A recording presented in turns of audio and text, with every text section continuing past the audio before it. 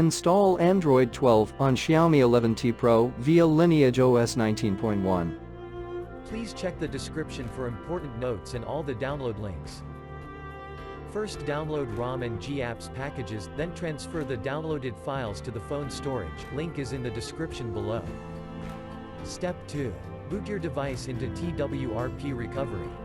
Once in TWRP, click on Wipe, Advanced Wipe, and select the check boxes, as shown in the image, excluding internal storage. Step 4. Swipe the button to wipe the device.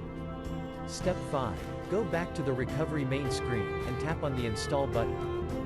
Step 6. Navigate to the storage, and select the ROM zip file. Step 7. Finally, swipe the button on the screen to install ROM file. Step 8.